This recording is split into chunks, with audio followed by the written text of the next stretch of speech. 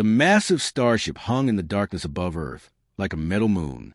Commander Zektar stood on the bridge, his forearms crossed behind his back as he studied the blue and green planet below. His red eyes gleamed with confidence. This would be easy. "Report," he commanded, his voice deep and rough like grinding stones. Lieutenant Mordan stepped forward, reading from a glowing tablet.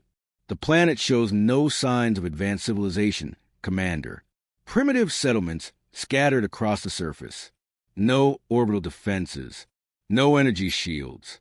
The inhabitants appear to be a single species of bipedal mammals." Zektar nodded.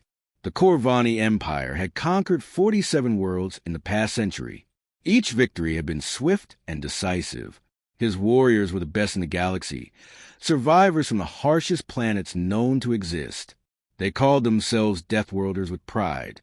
What about their military strength? Zektar asked. "Laughable," Mordan replied. "They fight with crude chemical explosives and metal projectiles. Their vehicles move on wheels and use fossil fuels. We detected no plasma weapons, no energy barriers, no gravitic drives. It's like they're still in their Stone Age." The other officers on the bridge chuckled.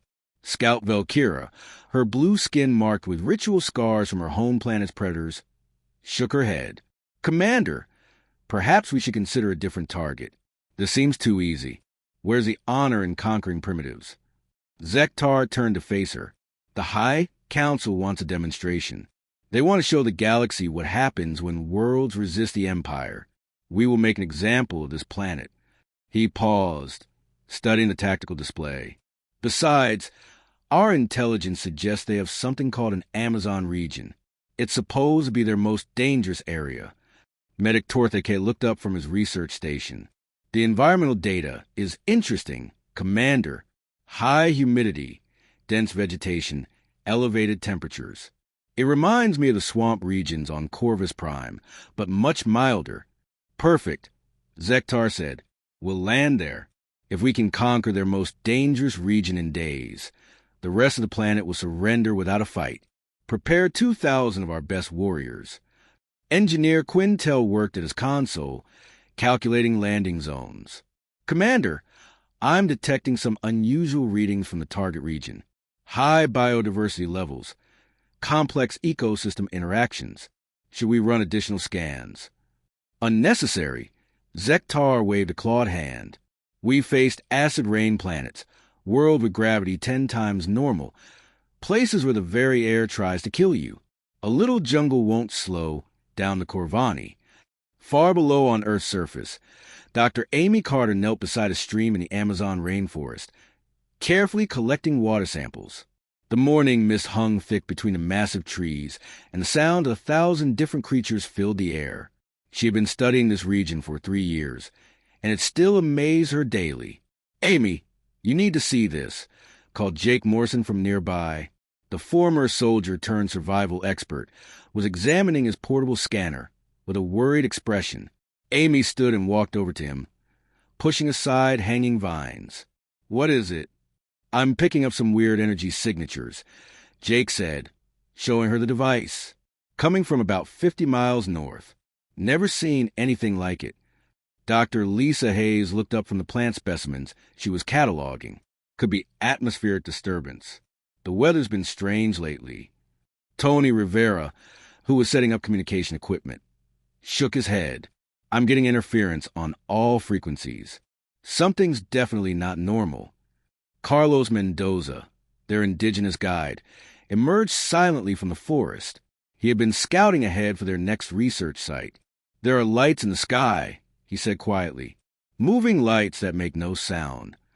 Jake grabbed his binoculars and climbed quickly up a tall tree. From the canopy, he could see far across the jungle. In the distance, bright objects were descending through the clouds. They didn't look like any aircraft he knew. "We need to move," he called down. "Now." Above them, the Corvani dropships continued their descent. Each ship carried 50 warriors in full combat armor. Their plasma rifles were charged and ready. Their sensors scanned for threats and found nothing dangerous. Commander Zektar rode in the lead ship, reviewing the mission parameters one final time. The The plan was simple. Establish a base camp, fan out across the region, eliminate any resistance, and claim the territory for the Empire. Based on their intelligence, it should take less than a week. 2 minutes to landing, announced the pilot. Zektar activated the communication system. All units, remember why we're here. This is not just a conquest. This is a message to the galaxy. The Corvani Empire cannot be stopped. Show no mercy. The ships touched down in a large clearing near the river. Immediately, the warriors began unloading equipment and establishing perimeter. Their technology was impressive. Energy shields, gravity manipulators, atmospheric processors. Within an hour, they had a fully functional base camp. But something was wrong. The moment the first warriors stepped outside the energy barriers, insects swarmed them. Not the large, obvious predators they expected, but tiny creatures that seemed to appear from nowhere. The soldiers swatted at them irritably. "Annoying pests," muttered Mordan, brushing mosquitoes away from his face.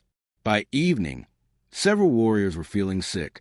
They complained of fever and weakness. Medic Tortheke examined them, but found nothing his scanners could identify. Probably just adjustment sickness, he told Commander Zektar. Their bodies are adapting to the new environment. Zektar wasn't concerned. His warriors had conquered ice world where the cold could freeze blood instantly, desert planets where the sand was made of razor glass, toxic swamps where the very ground tried to digest intruders. A few insects were nothing. He stood at the edge of camp, looking out into the jungle. Somewhere out there, the primitive humans were probably cowering in fear. By tomorrow, his scouts would have located their settlements. Within days, this entire region would belong to the Corvani Empire. The night sounds of the Amazon surrounded the alien camp. Howler monkeys called in the distance. Jaguars padded silently through the shadows. Thousands of species went about their nocturnal business, completely unaware that visitors from another world had arrived. But the jungle knew, in ways the aliens couldn't understand, the complex web of life that made up Earth's most biodiverse region was already responding to the intrusion. Bacteria began to adapt. Viruses started to evolve. The ecosystem prepared to defend itself in the only way it knew how. The Corvani had made one critical error in their planning. They had assumed that dangerous meant obvious. They expected large predators, harsh weather, toxic environments they could see and fight against. They had no idea that Earth's greatest weapons were invisible. Dawn came slowly to the Amazon, filtered through layers of green canopy. Commander Zektar woke to the sounds of his warriors being sick. Outside his command tent, he could hear coughing, vomiting, and complaints of pain. "Report," he demanded as Medic Torth approached with a grim expression. 43 warriors are showing symptoms, Commander. High fever, weakness, digestive problems. I've run every skin I know, but I can't identify the cause. Zektar frowned. His warriors were tough. They had survived plagues that wiped out entire species on other worlds. Some local disease? That's impossible, Tortheke replied. Our biofilter should protect us from any primitive pathogens. Besides, the symptoms appeared too quickly. Despite his concerns, Zektar ordered the mission to continue. The sick warriors would stay at base camp, while the healthy ones began their sweep of the region. They moved out in squads of 20, each group equipped with enough firepower to level city. Scout Velkira led the first patrol through the jungle.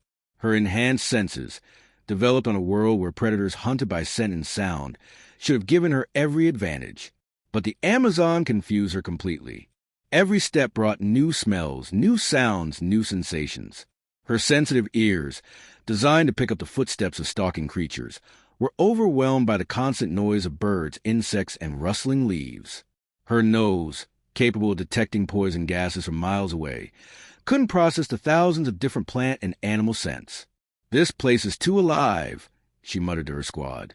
They had been walking for 2 hours when Private Korth suddenly screamed. The warrior, who had faced down acid-spitting dragons on his homeworld, was dancing around frantically, tearing at his armor. "Something's under my skin," he yelled. Velkira rushed to help him, but found nothing. No wounds, no obvious injuries. But Korth kept screaming about things crawling on him, biting him, eating him from the inside. Within an hour, 3 more warriors were showing similar symptoms. They couldn't see their attackers, couldn't fight them, couldn't even understand what was happening. Miles away, Dr. Amy Carter watched the alien patrol through binoculars. She and her team had been tracking the invaders since dawn, staying well ahead of them. "They're making every mistake possible," Jake Morrison whispered. "Look at how they're walking. Heavy steps, no attention to the ground. They've already stepped on 3 different ant colonies." "Fire ants?" asked Dr. Hayes. "Worse. Those are bullet ants. And they just walked through a patch of stinging nettles without realizing it." Jake shook his head. "Their armor might protect them from energy weapons, but it won't help against things that can get inside through the joints." Tony Rivera was monitoring alien communications. They're reporting casualties, but they don't understand what's causing them. Carlos pointed to a tree the aliens had just passed. "They touched that. Manchineel tree." Dr. Hayes said immediately, "The sap is toxic. Even touching can cause severe burns." "They're not from here," Amy realized. "They don't understand how this environment works." Back at the alien base camp, the situation was getting worse. More warriors were falling sick every hour.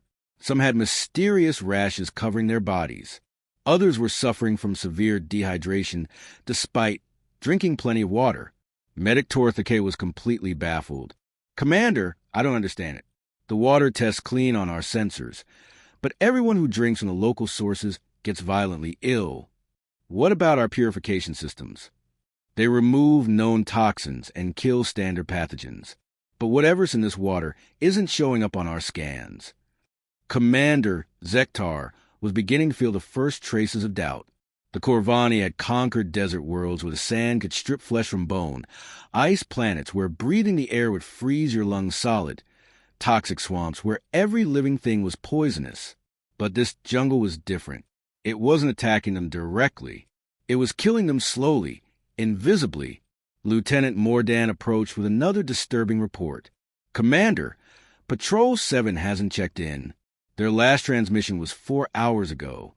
Send a search team." "I already did. They found them 3 miles from here. All dead." Zektar's blood went cold. "Enemy action?" "No, sir. No signs of weapons fire. No blast marks. It looks like they just collapsed." The search team had found the patrol scattered along a game trail. The warriors lay where they had fallen, their weapons still holstered. Their faces showed expressions of confusion and pain, but there were no obvious wounds. What the aliens didn't know was that the trail passed through territory claimed by a family of jaguars. The big cats hadn't attacked directly. They had simply watched as the strange intruders disturbed a nest of Fairland snakes hidden in the undergrowth. The snakes, feeling threatened, had struck multiple times. Their venom was designed to kill animals much smaller than the Corvani warriors. But the aliens had no immunity to earth toxins. What should have been minor snake bites became death sentences. By the end of the second day, the Corvani invasion force had lost over 100 warriors. Some had died from disease, others from toxic plants. A few had simply vanished, their equipment found scattered along stream banks where caimans and anacondas hunted. "This is impossible," Zektar said, staring at the casualty reports. "We've lost more warriors in 2 days than we did conquering the siege world of Malachar." Engineer Quintel looked up from his equipment diagnostics. "Commander, our technology is failing too. The humidity is corroding circuits faster than our maintenance systems can repair them. The electromagnetic interference is disrupting our communications. And the jungle is fighting back," added Velkira, who had just returned from another patrol. "The plants move. Branches that were clear an hour ago suddenly block our path. Streams change course overnight. It's like the whole forest is alive and working against us." She was more right than she knew. The Amazon rainforest was indeed alive in ways the aliens couldn't comprehend.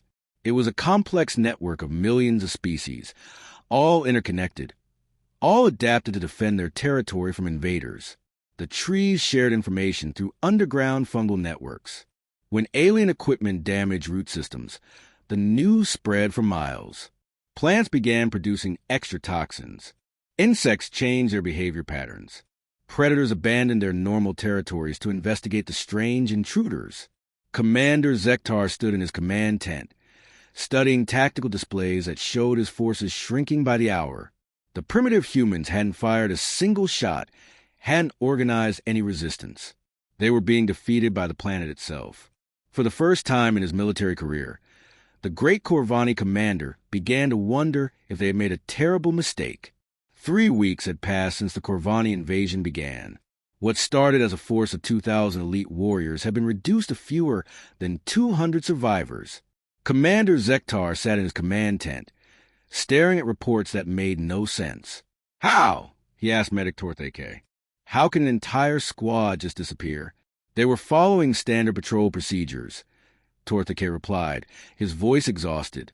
"Full environmental suits, energy shields active, constant communication. Then nothing. We found their equipment scattered around what looked like a small pond. What they didn't know was that the pond was home to a school of electric eels. The warriors, seeking clean water, had waded in without understanding the danger. Their metal armor had conducted the electricity perfectly, and the jungle had quickly reclaimed their bodies." Lieutenant Mordan entered the tent with yet another grim report. "Commander, we've lost contact with the perimeter guards. All of them. Attacked. Unknown. But I found this." He held up a piece of armor, covered in what looked like bite marks. Something chewed through battle-grade metal. The truth was simpler and more terrifying. The guards had been killed by leafcutter ants. Not the ants themselves, but the fungus they cultivated. The aliens had unknowingly camped near a colony, and the fungus had recognized them as a threat. It had released spores that ate through organic materials, including the biocomponents in their armor. Dr. Amy Carter crouched behind a fallen log, watching the remaining aliens through binoculars. Their base camp, once organized and efficient, now looked like a disaster zone. Equipment lay broken and abandoned. The energy barriers flickered weakly. The few surviving warriors moved like sick, frightened animals. "They're dying," she whispered to Jake Morrison. "Good," Jake replied harshly. "They came here to conquer us." "But they don't understand what they're fighting," Amy said. "Look at them. They're terrified." Jake studied the alien camp through his own binoculars. The warriors who had seemed so confident 3 weeks ago now jumped at every sound. They huddled together in small groups, their weapons ready but useless against enemies they couldn't see or understand. "Maybe we should make contact," suggested Dr. Hayes. "Are you crazy?" Tony Rivera looked at her in shock. "They're invaders. Killers. They're also dying," Amy said quietly. "And they might have information we need. What if more ships come looking for them?" Carlos Mendoza had been listening silently. Now he spoke up. "The forest has judged them, but perhaps it would accept mercy." That evening, Amy made a decision that would change everything. She walked into the alien camp alone, her hands raised to show she carried no weapons. The response was immediate. Plasma rifles swiveled toward her, energy crackling in the air, but no one fired. The aliens were too shocked to react. Commander Zektar emerged from his tent, his red eyes wide with surprise. This was his first close look at a human. She seemed so small, so fragile. How could such a weak creature survive in this nightmare jungle? "You speak our language?" Amy asked in carefully pronounced Corvani. Zektar nodded slowly. "Universal translators. You are human." "I am Dr. Amy Carter. I study this forest." "You study it?" Zektar was confused. "You mean you choose to live here?" "This is my world," Amy replied simply. The alien commander studied her for a long moment. She showed no fear, despite being surrounded by warriors who could kill her instantly. Her clothes were simple but practical. She moved with the quiet confidence of someone completely at home in her environment. "What do you want?" Zektar finally asked. "To offer you a choice. You can continue dying slowly, or you can learn to survive." Mordan stepped forward angrily. "We don't need help from primitives." "Look around you," Amy said calmly. "How's that working out?" The truth was obvious. The mighty Corvani invasion force was being destroyed by creatures they couldn't even see. Their advanced technology was useless. Their superior firepower meant nothing. What are you proposing? Zektar asked. A trade. We teach you how to survive here. In return, you share your medical technology with us. And you promise never to return to Earth. Impossible. The Corvani Empire doesn't negotiate with inferiors. Amy smiled sadly. Commander, you're not negotiating from a position of strength. You're negotiating for your lives. Over the next few days, Jake Morrison began teaching basic survival skills to a small group of alien volunteers. Most of the warriors refused to participate, considering it beneath their dignity to learn from humans. These proud soldiers continued to die from preventable causes, but a few, led by Scout Valkyra, swallowed their pride and listened. This plant, Jake said, pointing to a common vine, looks harmless, but touch it and you'll have painful blisters for weeks. This one over here looks dangerous, but it's actually edible. Valkyra was amazed. Her enhanced senses, so useful on her homeworld, were worse than useless here. But the human could identify threats and resources with nothing but his basic vision and smell. How do you know which is which? She asked. Experience. Trial and error. Learning from people who lived here before us. Jake glanced at Carlos, who was teaching another group how to purify water using simple techniques. Dr. Hayes worked with Medic Tortheke, explaining how Earth's microscopic life worked. Your immune system is designed for large threats, she said. Parasites you can fight, toxins you can neutralize, but Earth's weapons are small. Bacteria, viruses, microscopic organisms that slip past your defenses. But how do humans survive them? Tortheke asked. We evolved with them. Our bodies learned to coexist. You're fighting a war against an entire ecosystem that's been developing defenses for billions of years. Slowly, painfully, some of the aliens began to understand. Earth wasn't dangerous because of giant predators or toxic atmospheres. It was dangerous because of complexity. Every cubic meter of jungle contained thousands of species, all interconnected, all part of a system that humans had learned to navigate but never truly control. Commander Zektar watched his warriors learning to move quietly through the forest, to test water before drinking it, to recognize the signs of dangerous animals. They were becoming different creatures from the proud Deathworlders who had landed 3 weeks ago. You have turned us into primitives, he said to Amy one evening. No, she replied. We've taught you to be humble. There's a difference.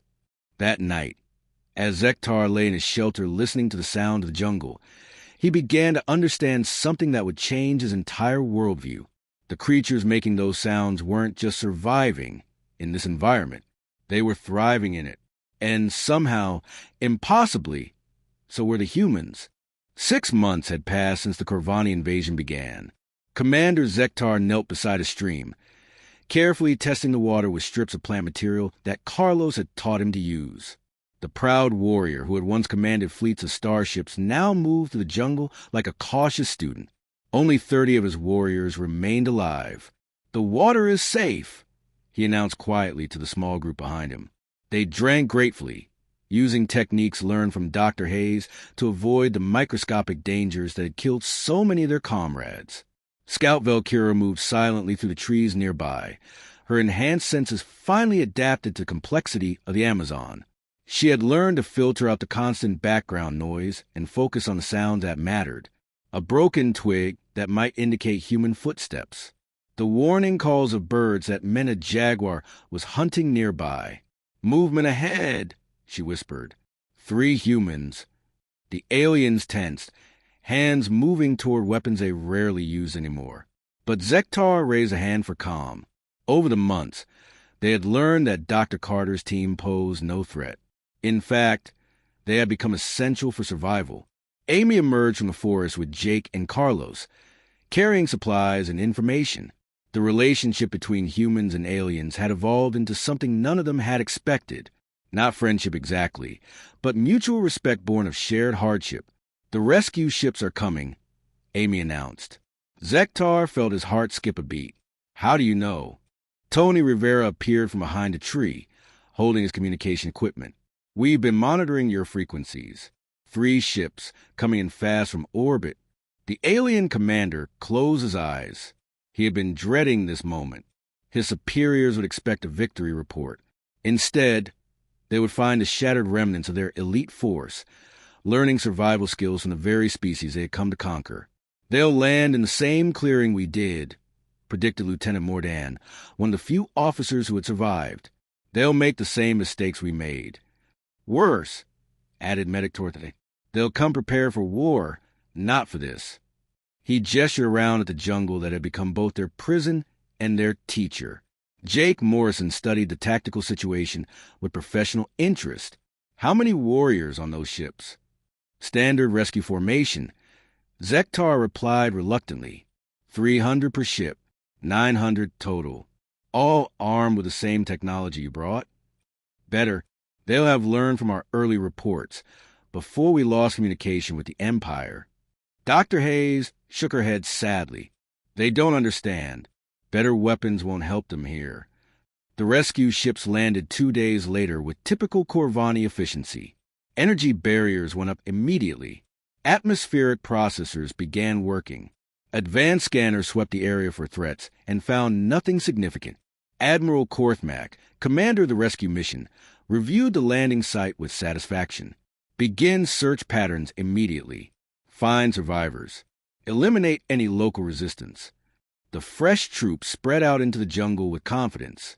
They were equipped with the latest armor, carrying weapons that could level mountains. They had studied reports of primitive humans with crude technology. This would be a simple cleanup mission. The Amazon welcomed them the same way it had welcomed their predecessors. Within hours, the first casualties began arriving back at the rescue base. Warriors stumbling out of the forest, covered in strange rashes, delirious with fever, babbling about invisible enemies. What happened to them? Admiral Korthmak demanded of his medics. Unknown, sir. No signs of weapons fire. No obvious trauma. They just broke down. From their hiding place in the canopy, the surviving members of the original invasion force watched the rescue attempt with grim understanding. They had once been just as confident, just as blind to the true dangers around them. "Should we warn them?" asked Valkyra. Commander Zektar was quiet for a long moment. "Would we have listened 6 months ago?" The answer was obvious. The new arrivals would have to learn the same hard lessons, pay the same terrible price. The jungle would teach them, just as it had taught the survivors. But the rescue force had one advantage the original invasion hadn't. They could retreat. When the casualties mounted beyond acceptable levels, Admiral Korthmak ordered a withdrawal to orbit. "We'll use orbital bombardment," he announced. "Burn out the entire region. Eliminate the threat." Dr. Carter's team intercepted the communication and immediately contacted Zektar. "They're going to destroy the forest," Amy said urgently. The alien commander felt something twist in his chest. 6 months ago, he would have applauded such a decision. Now, the thought of destroying this incredible ecosystem filled him with horror. The jungle had killed most of his warriors, but it also taught him things he could never have learned anywhere else. "I must stop them," he said. "How?" asked Jake. "You have no way to reach orbit." Zektar looked at his remaining warriors, 30 survivors who had been transformed by their experience. They were no longer the proud Deathworlders who had landed 6 months ago. They were something new, something the galaxy had never seen before. "We contact them directly," he decided. "We tell them the truth." That evening, using equipment salvaged from crashed dropships and repaired with human help, Zektar opened a communication channel to the rescue fleet. "Admiral Korthmak, this is Commander Zektar." The response was immediate. "Zektar, you're alive.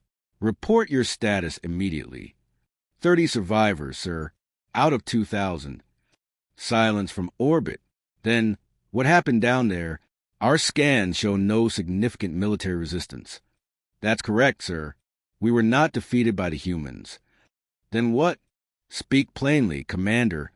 Zektar looked around at the jungle that had become his world, at the humans who had saved what remained of his force, at his own warriors, who had learned to move like ghosts through the forest they had once tried to conquer. "We were defeated by the planet itself, sir. This is not a garden world. This is the most dangerous place in the galaxy." "Explain." Admiral, I request that you abort the orbital bombardment. Send down a small diplomatic team instead.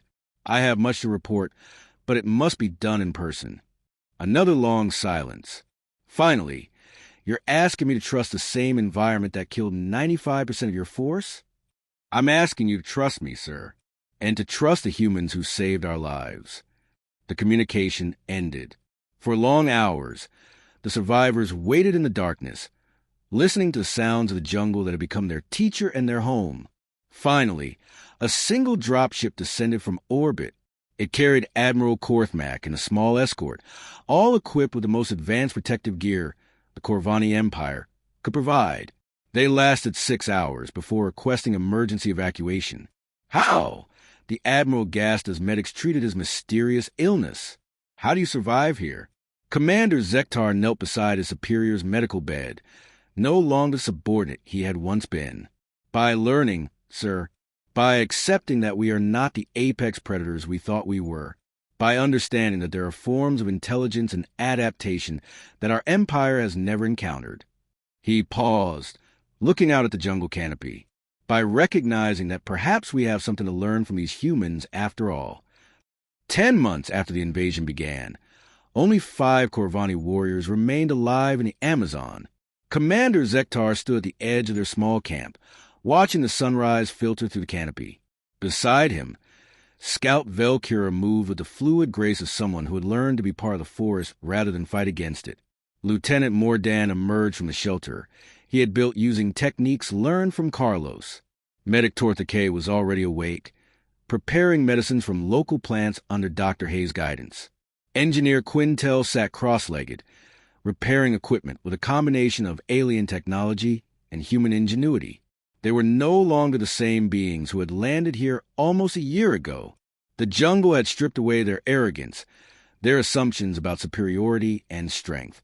What remained were survivors who understood something that no other Corvani had ever learned. The extraction ship arrives today, Zektar announced quietly. The others nodded. They had been expecting this moment for weeks.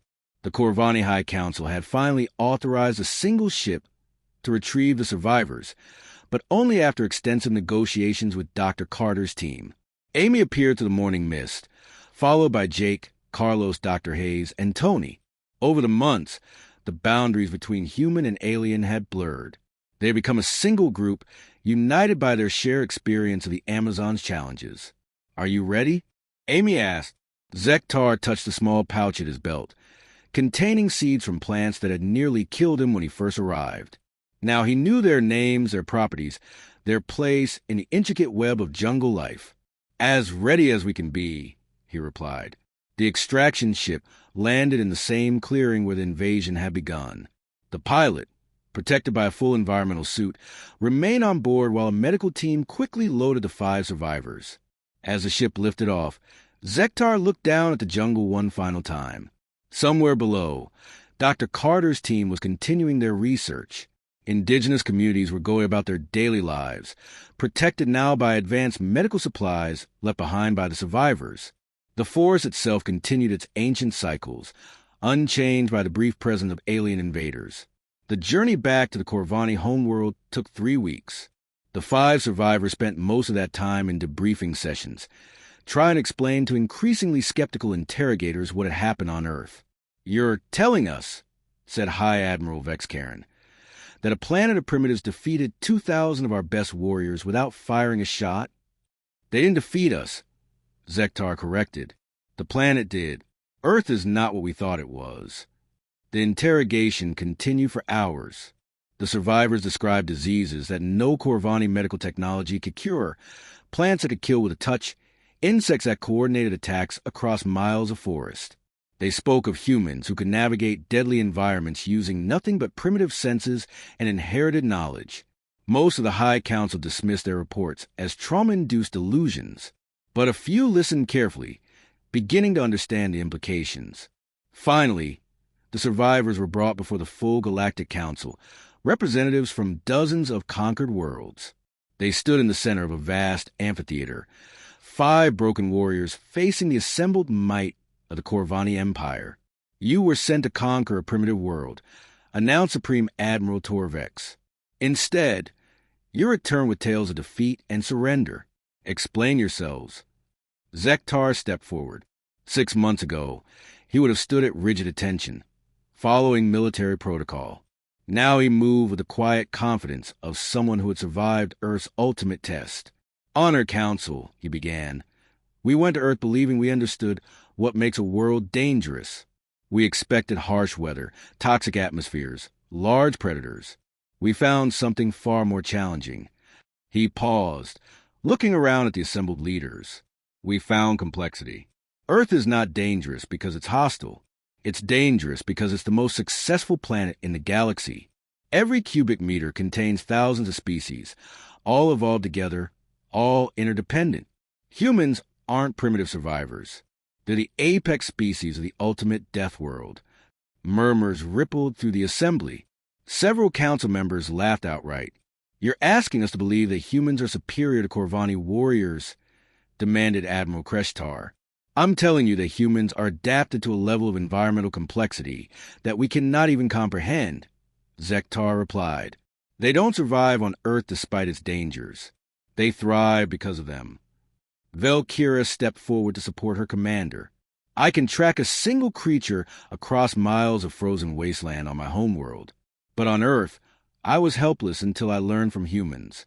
Their senses are not enhanced like ours, but they're calibrated for their environment in ways we never understood. The debate continued for days.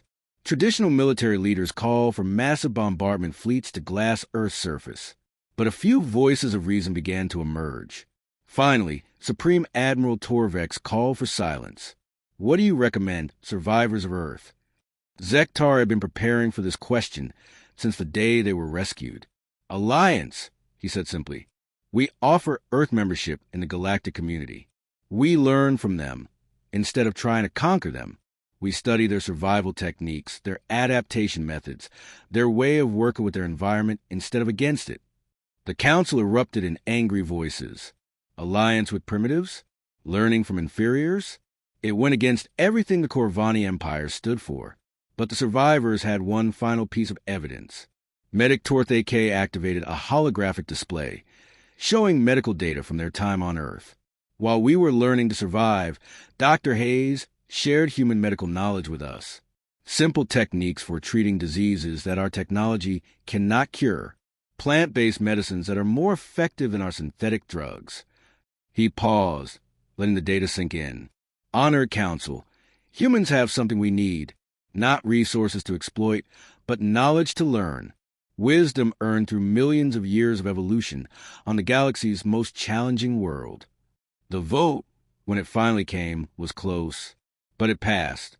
3 months later, Ambassador Zektar stood on the observation deck of a diplomatic vessel approaching Earth.